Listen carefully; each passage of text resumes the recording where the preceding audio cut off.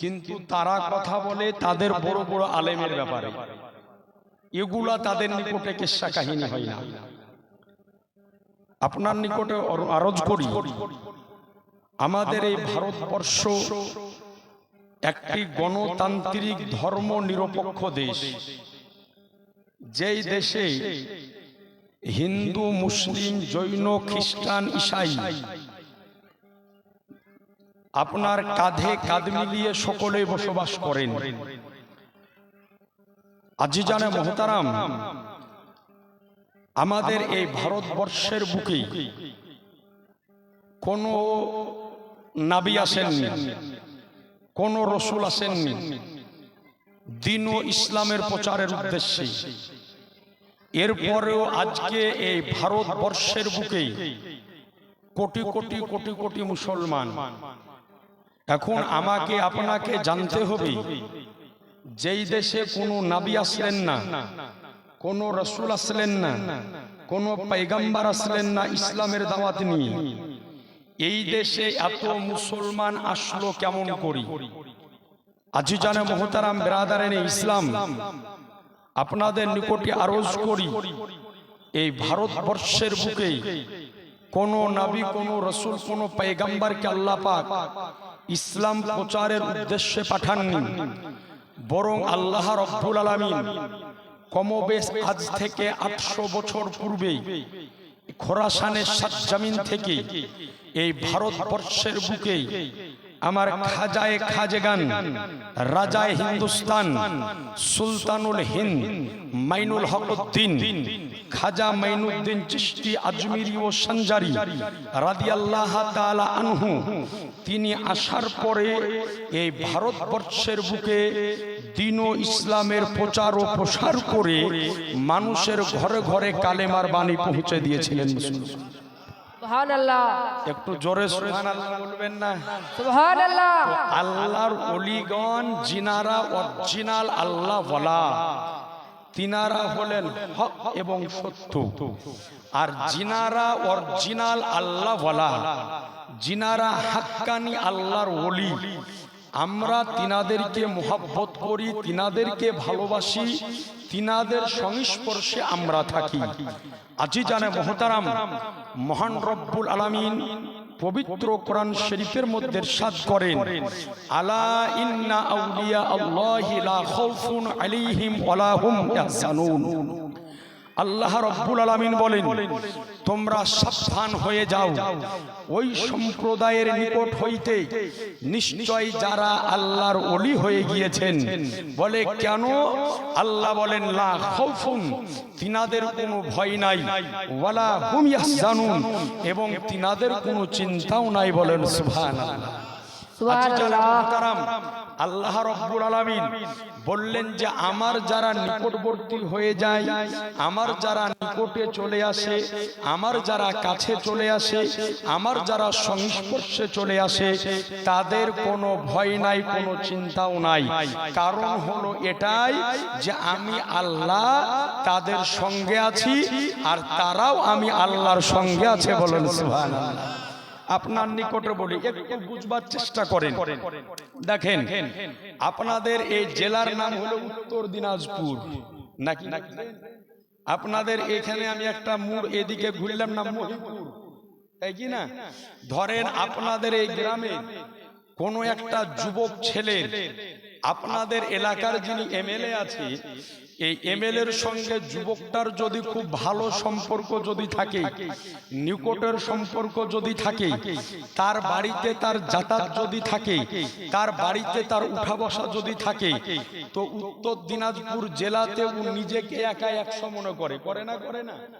Motor cycle নিয়ে boundary মারে, বলে আমাকে রায়গঞ্জ থানার পুলিশে ধরুক আর হেমতাবাদ থানার পুলিশে ধরুক, আমার কোনো অসুবিধা নাই। কারণ এমএলএ আছে আমার সঙ্গে, রাজনৈতিক বিদ আছে আমার সঙ্গে, এই কারণে ও কাউকে দেখে ভয় করে না, এই কারণে ও কাউকে দেখে ডর করে না। একাই এপাড়া উপাড়া এই দিকে সেই দিকে বাউন্ডারি মেরে বেড়ায়। আজ আপনার নিকটে আরজ করি, আচ্ছা বলেন তো ভাই, একজন এমএলএর মেয়াদ কয় বছর হয়? একটু জোরে বলেন না। 5 বছর, তবুও কোনো গ্যারান্টি নাই। গ্যারান্টি আছে ভাই? কোনো গ্যারান্টি নাই। 2 বছরও গদি উল্টাইতে পারে, 3 বছরও উল্টাইতে পারে। তার জিন্দা প্রমাণ বাংলাদেশে শেখ হাসিনা নাকি বলছে 3 বছর পরে গদি ছেড়ে ভারত পালিয়েছে। তো এর কোনো গ্যারান্টি নাই যে ও 5 বছরই যে গদিতে থাকবে, এর কোনো নিশ্চয়তা নাই।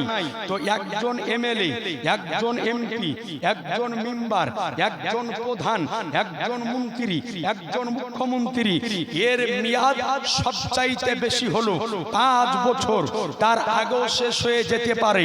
তো একজন যুবকের সম্পর্ক এমএলএর সাথে যদি হয়, এই কারণে ওর ভয় যদি না থাকে, একজন যুবকের সম্পর্ক এমপির সাথে যদি হয়, এই কারণে তার ভয় যদি না থাকে, একজন যুবকের সম্পর্ক যদি প্রধানের সাথে হয়, এই কারণে যদি তার ভয় যদি না থাকে, তবে বলেন মুসলমান, একজন আল্লাহওয়ালা যিনি হয়, একজন আল্লাহর ওলি যিনি হয়, আল্লাহর বন্ধু যিনি হয়, আল্লাহর দোস্ত যিনি হয়, উনার সম্পর্ক এমএলএর সাথে নয়, এমপির সাথে নয়, প্রধানমন্ত্রীর সাথে নয়, মুখ্যমন্ত্রীর সাথে নয়, রাষ্ট্রপতির সাথে নয়, মেম্বারের সাথে নয়, প্রধানের সাথে নয়, বরং একজন আল্লাহওয়ালার সম্পর্ক কোন রাজনৈতিকবিদের সঙ্গে নয়। একজন আল্লাহওয়ালার সম্পর্ক হয় স্বয়ং খোদার সাথে। সুবহানাল্লাহ। একটু জোরে সুবহানাল্লাহ হবে না? সুবহানাল্লাহ। একজন আল্লাহওয়ালার সম্পর্ক হলো আল্লাহর সাথে। তাহলে বলেন মুসলমান, যার সম্পর্ক আল্লাহর সাথে হবে তার ভয় থাকবে? একটু জোরে বলেন না, তার কোনো ভয় থাকবে না। এইবার দেখুন, এ আল্লাহওয়ালার সম্পর্ক আল্লাহর সাথে, এই কারণে আল্লাহওয়ালার ভয় নাই। আর আল্লাহওয়ালার সাথে সম্পর্ক আমাদের, এই কারণে আমাদেরও ভয়। একটু জোরে বলতে হবে।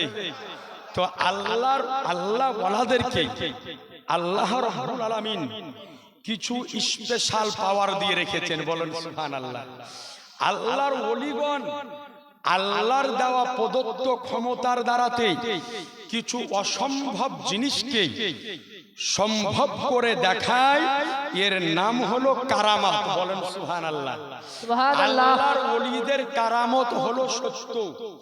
আল্লাহর ওলিদের কারামতকে মুতলাকান ভাবে কোন ব্যক্তি যদি অস্বীকার করে, ওই ব্যক্তি হবে কাফির। আল্লাহর ওলিদের কারামতকে যদি মুতলাকান ভাবে কোন ব্যক্তি যদি অস্বীকার করে, তাহলে ওই ব্যক্তি হবে কাফির। কারণ আল্লাহর ওলিদের কারামত স্বয়ং আল্লাহর কালাম কোরআন থেকে প্রমাণিত। বলেন সুবহানাল্লাহ। আমরা আজকে আল্লাহর ওলিদের কারামত বায়ান করি, তো বর্তমান সময় কিছু আনাংলা, কিছু নেংটি খোলা, কিছু আধলা কানা আলেম আছে। তো এরা বলে যে এগুলা সবই নাকি জাল, সবই নাকি মিথ্যা।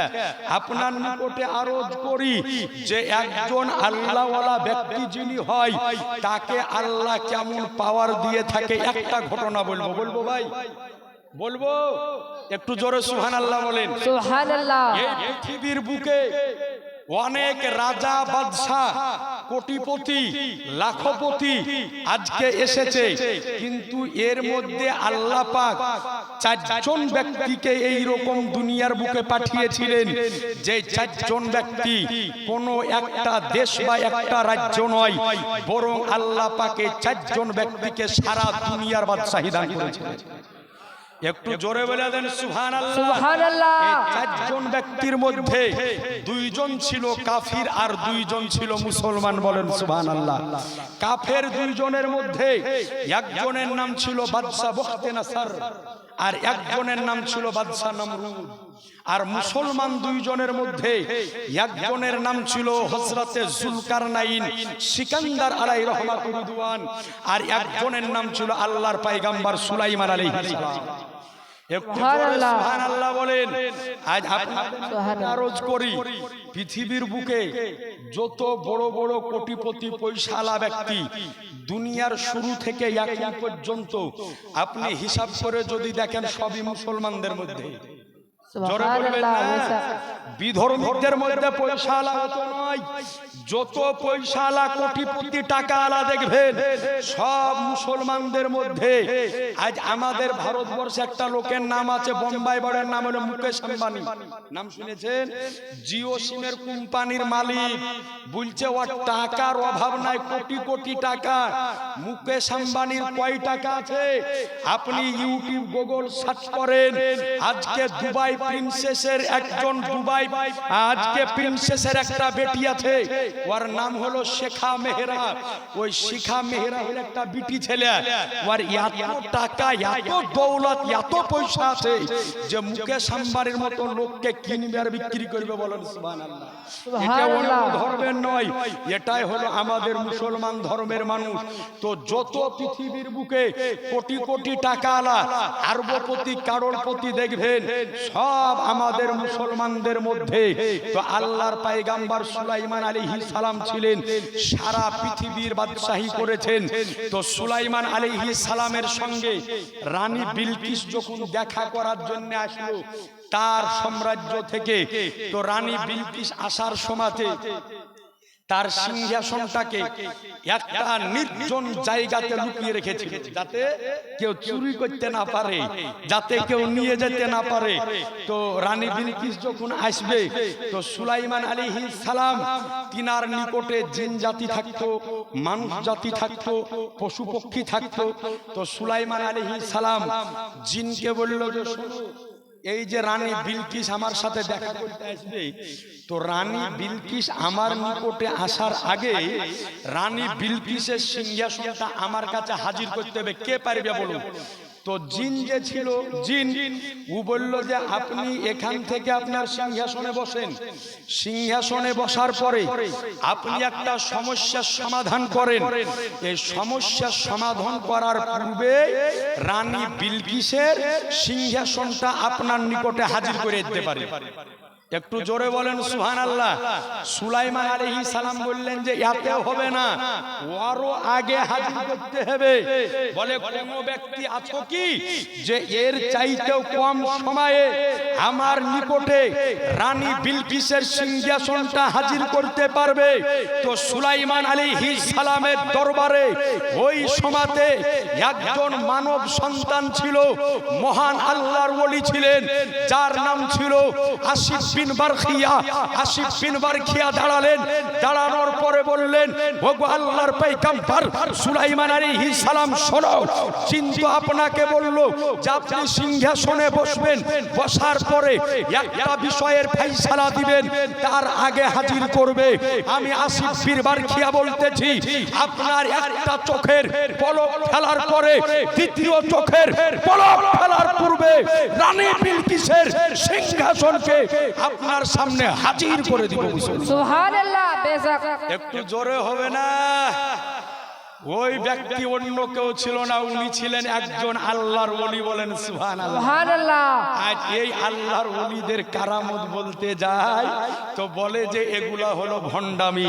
আপনার নিকটে আরজ করি, আল্লাহর ওলিগণ নিজের যে পাওয়ার, নিজের যে ক্ষমতা দেখান, এটা আজকে আল্লাহর দেওয়া প্রদত্ত ক্ষমতার দ্বারাতে, আল্লাহর দেওয়া প্রদত্ত শক্তির দ্বারাতে দেখায়। বলেন সুবহানাল্লাহ।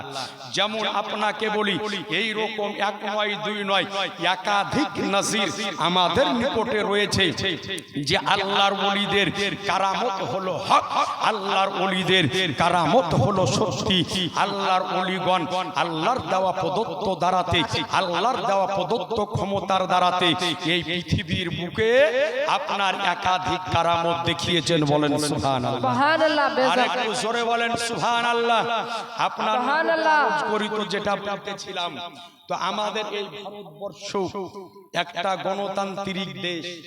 এই দেশে আজকে কিভাবে ইসলামের প্রচার ও প্রসার হলো, একটি মাত্র ঘটনা আপনার সামনে তুলে ধরব, যে কিভাবে আল্লাহর ওলিগণ আজ এই ভারতবর্ষের বুকে এই আল্লাহর ওলিগণ ইসলামের প্রচার ও প্রসার করেছে।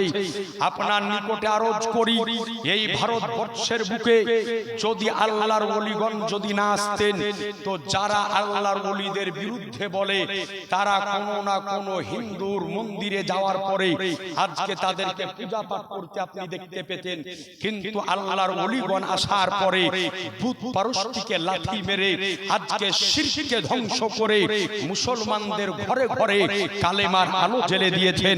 তো আমরা আপনারা সকলেই জানি এই ভারতবর্ষের বুকে এক নয় দুই নয়, ইংরেজরা কমবেশ 200 বছর মুসলমানদের উপরে অমানবিক অত্যাচার করেছিল। করেছে না করেনি? ভারতের উপরে 200 বছর তারা রাজত্ব করেছিল।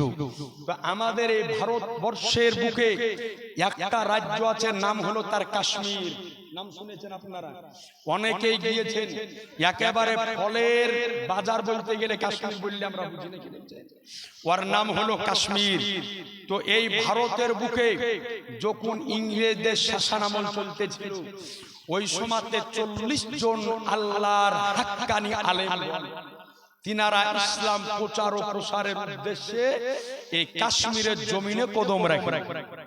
লম্বা জামা, লম্বা টুপি, মুখে লম্বা দাড়ি, ইসলামের প্রচার ও প্রসার করতেছে চারিদিকে। তো যারা অমুসলিম ব্যক্তি যারা ছিল ওই সময়তে ভারতে, যাদের নেতৃত্বে ভারতবর্ষ চলতেছিল, তারা চিন্তা করলো যে 40 জন ব্যক্তি যাদের গায়ে লম্বা জামা, লম্বা টুপি, মুখে লম্বা দাড়ি, এরা দ্বীন ও ইসলামের প্রচার করতেছে। তো তারা তাদের বাদশার নিকটে যাওয়ার পরে বলল যে বাদশা শোনো, আমরা দেখলাম যে 40 জন ব্যক্তি মুখে লম্বা দাড়ি, মাথায় লম্বা টুপি, গায়ে লম্বা জামা, তারা দ্বীন ও ইসলামের প্রচার করতেছে। তাদেরকে যদি আটক না করা যায় তো তারা সারা ভারতবর্ষের বুকে ইসলামের আলো জ্বেলে আমাদের ধর্মকে বিলুপ্ত করে দিবে। তো তাদের সরকার বলল যে কোন মানুষকে তো আর এমনি সাজা দেওয়া যায় না, সাজা দিতে গেলে সত্য হোক বা মিথ্যা হোক তার বিরুদ্ধে একটা মামলা আনতে হবে। নাকি বলছেন? সত্য হোক বা মিথ্যা হোক একটা দোষ তার লাগাইতে হবে। তো তাদের সঙ্গপঙ্গ বলল যে শোনো, ধরে আনবো আমরা, সরকারকে বললো ধরে আনবো আমরা, দোষও বাইর করবো আমরা, কিন্তু সাজা দিতে হবে আপনাকে। তো বললো কোনো ব্যাপার নাই, ধরে নিয়ে এসো আর ওদের দোষ বাইর করে দাও, সাজা আমরা দিয়ে দিচ্ছি। তো 40 জন হাক্কানি আলেম তাদেরকে হাজির করা হলো। বাদশা বলছে যে বলো তোমরা কি করো? তো বলে যে আমরা দ্বীন ও ইসলামের প্রচার ও প্রসার করতেছি। বলে কি দ্বীন ইসলাম? বলে তোমাদের ধর্মের ধর্মগ্রন্থর নাম কি? বলে কোরআন মাজিদ। বলে তোমাদের ধর্মের পয়গম্বর কে? বলে নবী মুহাম্মদুর রাসূলুল্লাহ। তো বলে তোমাদের ধর্ম সত্য? বলে অবশ্যই সত্য। বলে তোমাদের নবী সত্য? বলে অবশ্যই সত্য। বলে তোমাদের নবীর হাদিস সত্য? বলে অবশ্যই সত্য। বলে তাইলে তোমাদের নবীর যতগুলি হাদিস আছে এর মধ্যে একটা হাদিসের জবাব তোমাদেরকে দিতে হবে, না হলে মেনে নিতে হবে, তোমাদের ধর্ম হলো মিথ্যা। তো 40 জন আলেম সরকারকে বলল যে বলো কি আমাদের নবীর হাদিসটা শোনাও। তো বলল তোমাদের নবীর যতগুলো হাদিস আছে তার মধ্যে একটা হাদিস হলো যে বনি ইসরাইল গোত্রের নবীদেরকে আল্লাহ যে ক্ষমতা দান করেছিলেন, শেষ জামানার নবী তিনার উম্মতের ওলামায়ে কেরামদেরকে আল্লাহ ওই ক্ষমতা দান করেছেন। বলেন সুবহানাল্লাহ। তো বললেন যে বলো তোমাদের নবীর এই হাদিস সত্য না মিথ্যা? বলে সত্য। বলে তাইলে বনি ইসরাইল গোত্রের নবীদের মধ্যে একজন নবী হচ্ছেন হযরত ঈসা আলাইহিস সালাম। উনি ছিলেন বনি ইসরাইল গোত্রের নবী। উনাকে আল্লাহ যতই ক্ষমতা পাওয়ার দিয়েছিলেন তার মধ্যে একটা ক্ষমতা পাওয়ার ছিল, উনি মুর্দা মানুষকে জীবিত করতে পারতেন। বলেন সুবহানাল্লাহ।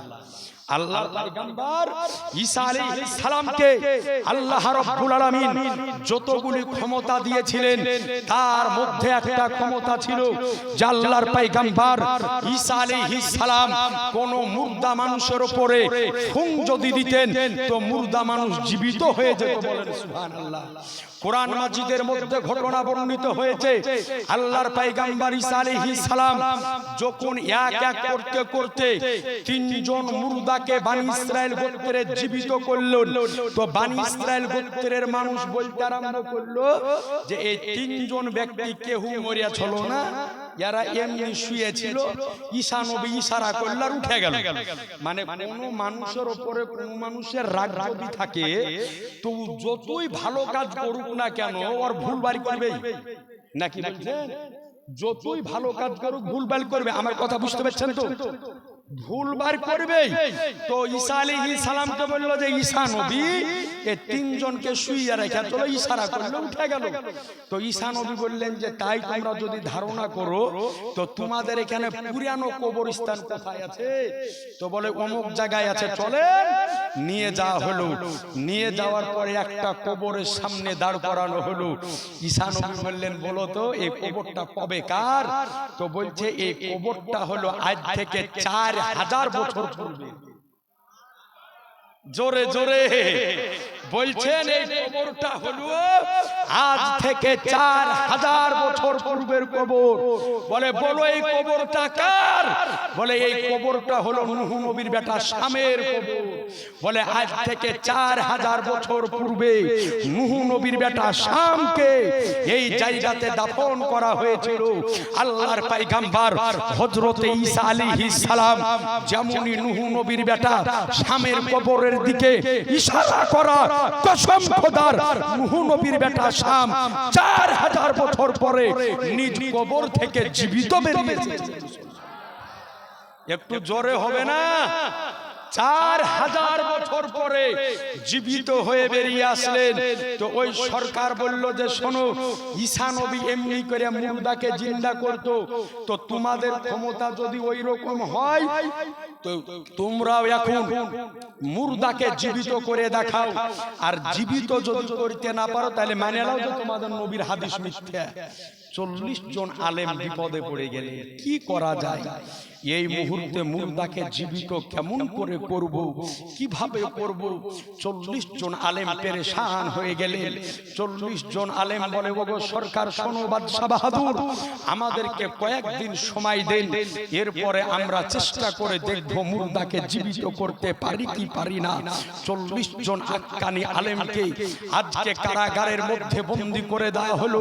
40 জন আলেম কারাগারের মধ্যে কারারুদ্ধ অবস্থায় আজকে রাতের পর রাত, দিনের পর দিন রাতের আরামকে হারাম করে দিয়েছেন, দিনের আরামকে হারাম করে দিয়েছেন। আজকে হাত উঠিয়ে আল্লাহর দরবারে দোয়া করে ওগো আল্লাহ, আমাদেরকে 40 দিনের মহল্লা দেওয়া হয়েছে, 40 দিন পরে আমাদেরকে মুর্দাকে জীবিত করতে হবে। জীবিত যদি করতে না পারি তো তোমার নবীর হাদিসকে মিথ্যা বলে স্বীকার করে নিতে হবে, তোমার কালামকে মিথ্যা বলে স্বীকার করে নিতে হবে, তোমার দেওয়া প্রদত্ত ধর্মকে মিথ্যা বলে স্বীকার করে নিতে হবে। ওগো আল্লাহ, তুমি আমাদেরকে গায়েবী ভাবে মাদাদ করিও, তুমি আমাদেরকে গায়েবী ভাবে সাহায্য করিও। 40 জন আলেম রাত্রি বেলাতে তাহাজ্জুদের নামাজ পড়ে আল্লাহর দরবারে হাত উঠাই, মালিক 40 দিন পরে তুমি আমাদেরকে সাহায্য করিও। আল্লাহ ওই সাহায্য করিও যেই সাহায্য বদরের প্রান্তরে তোমার নবীকে করেছিলে, ওই সাহায্য করিও যেই সাহায্য উহুদের প্রান্তরে তোমার নবীকে করেছিলে, ওই সাহায্য করিও যেই সাহায্য তোমার নবীকে তাবুকের প্রান্তরে করেছিলে, ওই সাহায্য করিও যেই সাহায্য তোমার নবীকে তায়েফের প্রান্তরে করেছিলে। ওগো আল্লাহ, 40 দিন পরে আমাদেরকে কারাগার থেকে বের যখন করা হবে তুমি আমাদেরকে গায়েবী ভাবে মাদাদ করিও। আল্লাহ, আমরা 40 জন ব্যক্তি তোমার দরবারে হাত উঠিয়ে দোয়া করি খোদা, আমাদের জানের প্রশ্ন যদি আসতো আমরা জান দিয়ে দিতাম, প্রাণের সওয়াল যদি আসতো আমরা প্রাণ দিয়ে দিতাম, গর্দান কাটানোর প্রশ্ন যদি আসতো আমরা গর্দান দিয়ে দিতাম, বিবিকে বিবাহ যদি করার কথা হতো বিবিকে বিবাহ করে দিতাম, ছেলে মেয়েকে ইয়াতিম যদি করার কথা আসতো ইয়াতিম করে দিতাম। কিন্তু আল্লাহ, তোমার ওয়াহাদানিয়াতের প্রশ্ন, তোমার নবীর রিসালাতের প্রশ্ন, আল্লাহ তুমি আমাদেরকে গায়েবী সাহায্য করিও, তুমি আমাদেরকে গায়েবী মাদাদ করিও।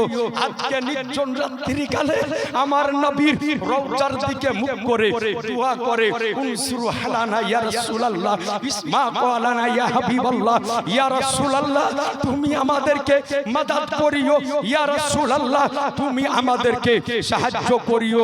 এই গ্রামবাসী সুন্নি জনতা আপনাদের নিকটে জানতে চাই, বলেন মুসলমান, পৃথিবীর যেই প্রান্তর থেকে হোক, পৃথিবীর যেই কর্নার থেকে হোক, পৃথিবীর যেই জায়গা থেকে হোক, নবীর কোন আশিক, নবীর কোন দিওয়ানা, নবীর কোন পাগল, নবীর কোন প্রেমিক যদি কোন জায়গা থেকে আমার নবীর নিকটে মাদাদ যদি চাহে, তো আল্লাহর দেওয়া ক্ষমতাতে নবী মাদাদ করতে পারেন না? পারেন না?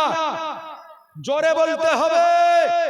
নবী আমার মাদাদ করতে পারেন, কিন্তু আজ বর্তমান সময় এক শ্রেণীর মানুষ বেরিয়েছে, তারা বলে যে ইয়া রাসূলুল্লাহ বলে মাদাদ চাহা বলে জায়েজ নাই, ইয়া নবী আল্লাহ বলে মাদাদ চাহা জায়েজ নাই, ইয়া বলি আল্লাহ বলে মাদাদ চাহা বলে জায়েজ নাই। আজ আপনার নিকটে বলতে চাই, বাপের নিকটে মাদাদ চাই, অসুবিধা নাই, ছেলের নিকটে সাহায্য চাই, অসুবিধা নাই। আজকে এই যে রমজান মাস গেল, গ্রামে আসার পরে বলছে যে সর্দার সাহেব একটা মাদ্রাসা বানালছি, যাকাত ফিতরার টাকা গিলা দিয়েন, এই সাহায্য চাহা জায়েজ আছে, কিন্তু নবীর কাছে চাহা নাকি বলে জায়েজ নাই। বলে ইয়া রাসূলুল্লাহ বলে নাকি বেদাত হয়ে যায়, ইয়া রাসূলুল্লাহ বললে নাকি শিরিক হয়ে যায়। আপনি ওর ঝুলা যদি খুলেন তো বেদাত আর শিরিক ছাড়া আপনি কিছুই পাবেন না। ওর ঝুলা যদি খুলেন তো ওর ঝুলার ভিতরে খালি বেদাত আর শিরিক, বেদাত আর শিরিক, এছাড়া আর কিছুই নাই। কিন্তু আমাদের বিশ্বাস হলো আমার নবীর নিকটে নবীর কোন আশিক, নবীর কোন দিওয়ানা যে কোনো জায়গা থেকে যদি ইয়া রাসূলুল্লাহ বলে মাদাদ যদি চাহে, তো নবী আমার আল্লাহর দেওয়া প্রদত্ত ক্ষমতার দ্বারাতে সাহায্য করতে পারে। সুবহানাল্লাহ, জোরে বলেন না সুবহানাল্লাহ, আর একটু জোরে বলেন সুবহানাল্লাহ। তাফসীরে রুহুল বায়ানের মধ্যে আল্লামা ইসমাইল হাক্কি রাহমাতুল্লাহ আলাইহি বর্ণনা করেছেন, বিখ্যাত আল্লাহর ওলি, তিনার নাম ছিলেন হযরতে সুফিয়ান সাউরি রাদিয়াল্লাহু তাআলা আনহু। তিনি বর্ণনা করেন যে আমি একবার মক্কা শরীফ গিয়েছিলাম হজ করার উদ্দেশ্যে, কাবা শরীফ। তো তিনি বলেন আমি যখন কাবা শরীফ তফ করতেছি, কাবা শরীফ যখন আমি ভ্রমণ করতেছি, ঘুরতেছি, তো আমি দেখতেছি একজন যুবক যখনই তফ করতেছে, কদমে কদমে, ধাপে ধাপে আমার নবীর উপরে দরুদ আর সালাম করতেছে। সুবহানাল্লাহ, জোরে বলবেন না সুবহানাল্লাহ। কদমে আমার নবীর উপরে দরুদ পড়তেছে, সালাম করতেছে। ওই ব্যক্তিকে সুফিয়ান সাউরি জিজ্ঞাসা করতেছেন, বাবা এই কাবা শরীফ তফ করার সময় তো জায়গা জায়গায় দোয়া আছে, দোয়া পড়তে হয়, তুমি কদমে কদমে কদমে কদমে নবীর উপরে দরুদ কেন পড়তেছো? তো বলে হুজুর শোনেন, আমি ইরাকের সরজমিন থেকে একবার আমার বাপকে নিয়ে নির্জন রাত্রিকালে হজের উদ্দেশ্যে বের হয়েছিলাম। নির্জন রাত্রিকাল ছিল, ইরাকের জঙ্গলে রাত্রি লেগে যায়। আমরা চিন্তা করলাম রাত্রি বেলাতে এই জায়গায় থাকবো, সকাল বেলাতে আবার মক্কা শরীফ রওনা দিব। তো তিনি বলেন যেমন ওখানে থাকার প্রস্তুতি নিব, হঠাৎ তাকিয়ে দেখলাম আমার বাপের শারীরিক অবস্থা খারাপ হয়ে গেল। খারাপ হয়ে যাওয়ার পরে কিছুক্ষণ পরে আমার বাপের ইন্তেকাল হয়ে গেল। আমার বাপের মউত যখন হয়ে গেল, ওই মুহূর্তে আমি দেখলাম আমার বাপের চেহারা একেবারে কালো কুৎসিত হয়ে গেল। আমি ভয় পেয়ে গেলাম। এক তো নির্জন রাত্রিকাল, বিশাল রাত্রি, দ্বিতীয় হচ্ছে বাপের লাশ আর বাপের চেহারা হয়ে গেল কালো। আমি চিন্তা করলাম কি করব, খুব চিন্তায় পড়ে গেলাম। মনের মধ্যে ভয় কাজ করতেছিল কোন দিকে যাব। বলে ইহীন অবস্থায় আমার বাপের মুখটাকে একটা কাপড় দিয়ে আমি ঢেকে রেখেছি। বলে কিছুক্ষণ পরে দেখলাম যে পশ্চিম দিক থেকে একজন ব্যক্তি ঘোড়ার উপরে সওয়ার হয়ে বুরখা পরিহিত অবস্থায়, আবৃত অবস্থায় আজকে আসার পরে আমার বাপের চেহারার উপরে হাত বুলিয়ে দিয়েছে। আমি তাকিয়ে দেখলাম যে সঙ্গে সঙ্গে আমার বাপের চেহারা পূর্ণিমার চাঁদের মতো হয়ে গিয়েছে। বলে আমি যখন দেখলাম যে আমার বাপের চেহারা পূর্ণিমার চাঁদের মতো হয়ে গিয়েছে। তো আমি চিন্তা করলাম এই নির্জন রাত্রি কালে এত বিপদের মুহূর্তে আমাকে কোন ব্যক্তি সাহায্য করলো, আমাকে কোন ব্যক্তি এত সুন্দর করে মাদাদ করলো। বলে আমি দেখার চেষ্টা করলাম, বলে মুখ থেকে যেমনই পর্দাটা হটিয়ে দেখেছি, তো আমি তাকিয়ে দেখতেছি যে নির্জন রাত্রি কালে আল্লাহর দেওয়া ক্ষমতাতে আমার আনিসে বেকাশা সাজ্জেদে কাউনো মাকা বেচারুকে চারা বেশাহরুকে সাহারা ইয়াতিমকে বলি হাম গরিবকে হামি আমার রহমাতাল লিল আলামিন পয়গম্বর আমার নবী মুস্তাফা নির্জন রাত্রি কালে মাদাদের উদ্দেশ্যে আমার নিকটে হাজির হয়ে গিয়েছে। সুবহানাল্লাহ সুবহানাল্লাহ। একটু জোরে হবে না? সুবহানাল্লাহ। সাহায্য করার জন্য হাজির হয়ে গিয়েছেন। আমি কথা বললাম ইয়া রাসূলুল্লাহ এই মুহূর্তে আপনি তো বললেন যে শোনো, তোমার বাপ প্রতিদিন রাত্রি বেলাতে এশার নামাজ পড়ার পরে ওযু করা অবস্থায় বিছানায় ঘুমাতে যাওয়ার পূর্বে আমার উপরে প্রতিদিন 1000 বার করে দরুদ ও সালাম পড়তো। আর যেই ব্যক্তি আমার উপরে বেশি বেশি করে দরুদ ও সালাম পড়ে আমি নবী মুস্তাফা তার জন্য দুনিয়াতেও মাদাদগার আখিরাতেও সুবহানাল্লাহ সুবহানাল্লাহ। একটু জোরে হবে না সুবহানাল্লাহ? সুবহানাল্লাহ। আর একটু জোরে সুবহানাল্লাহ। সুবহানাল্লাহ। আপনার নিকটে আরজ করি যত পারবেন নবীর উপরে দরুদ পড়বেন, যত পারবেন নবীর উপরে সালাম পড়বেন, নবীর উপরে দরুদ বেশি পড়া যদি চাই বাড়িতে রহমত হয়, নবীর উপরে দরুদ পড়া গেলে বাড়িতে বরকত হয়, নবীর উপরে দরুদ পড়া গেলে চেহারার রৌনক বাড়ে, নবীর উপরে দরুদ শরীফ পাঠ করলে আজকে আয়ু বৃদ্ধি হয়, নবীর উপরে দরুদ শরীফ পাঠ করলে ব্যবসা বাণিজ্যে উন্নত হয়, নবীর উপরে দরুদে পাঠ করলে নবী মুস্তাফা দুনিয়াতে মাদাদগার হন আখিরাতে মাদাদগার হন। একটু জোরে বলেন সুবহানাল্লাহ। কিন্তু আজ আমরা যদি নবীর উপরে দরুদ পড়ি, আমরা একটা দরুদ পড়ি না, একটু আগে পড়লাম আল্লাহুম্মা করে পড়ি কি পড়ি না? তো বলছে এই দরুদ কোনো হাদিসে নাই, এই দরুদ কোনো হাদিসে নাই। আপনার নিকটে আরজ করি, আপনার নিকটে বলি, আল্লাহ বলেছেন হে ঈমানদারগণ আমার নবীর উপরে দরুদ পড়ো এবং সালাম পড়ো। বলেন জোরে বলেন।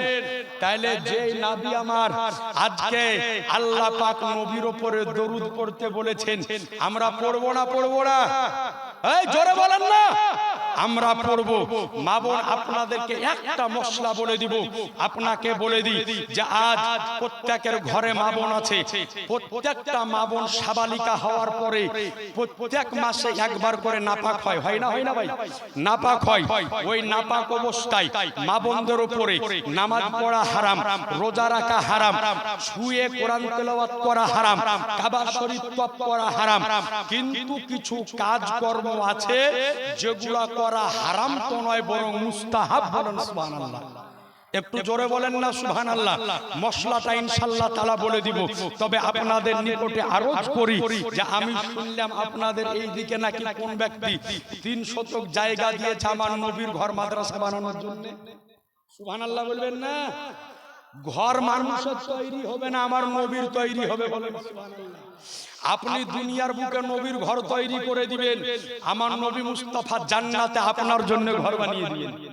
একটু জোরে বলেন না। তো আপনাদের নিকটে আবেদন করব, কোন একজন ভাই যদি পারেন এই মাদ্রাসার জন্য 5,000 টাকা দেন।